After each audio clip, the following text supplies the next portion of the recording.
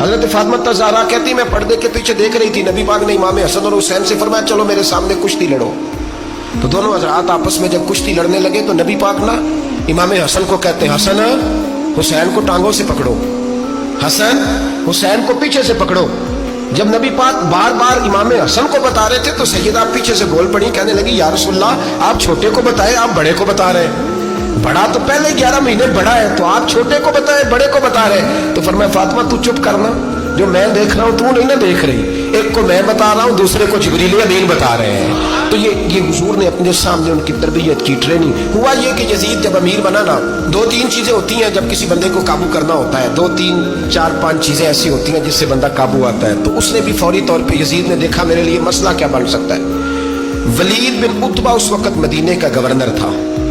یزید نے اس کو خط لکھا کہ امیر عرب کا رواج آج بھی ہے کہ جب تک نئے خلیفہ کی بیعت نہیں ہو جاتی پرانے کے انتقال کی خبر ہی نہیں دیتے، اس کو رکھے رکھتے ہیں. یہ ان کا طریقہ ہے. وہ کہتے ہیں کہ ولی عہد اچھی طرح قبضہ کر لے پھر بتائیں گے. حضرت امیر معاویہ کا وصال ہو گیا، بتایا نہیں. یزید نے اب کیا کیا، کیونکہ بڑا چلاک آدمی تھا، بڑا شاطر تھا، بڑا تیز تھا، اس نے ولید کو خط لکھا. کہنے لگا کہ فوری طور پہ عبداللہ ابن عباس کو بلاؤ اور اسے کہو میری بیعت کریں.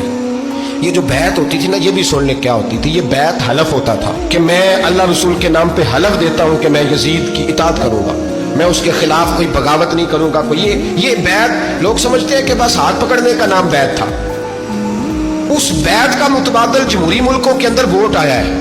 تو کہا بیعت کرے. حضرت عبداللہ ابن عباس کو بھی بلاؤ، عبداللہ بن زبیر کو بھی بلاؤ، امام حسین کو بھی بلاؤ. امام حسین آدھی رات کے وقت بیٹھے تھے مسجد نبوی میں، چونکہ 5 نمازوں کی آپ امامت کرتے. امام حسین نماز پڑھا کے عشاء کے بیٹھے تھے. جناب عبداللہ بن زبیر، عبداللہ بن زبیر کون تھے؟ یہ نبی پاک صلی اللہ علیہ وسلم کی پھپھی پوتے تھے اور جناب صدیق اکبر کے نواسے تھے.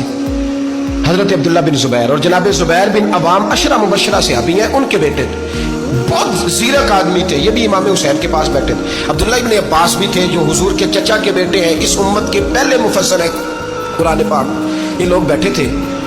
تو ولید نے ایک بندہ بھیجا، اس نے آ کے کہا جناب آپ کو گورنر صاحب نے بلایا ہے.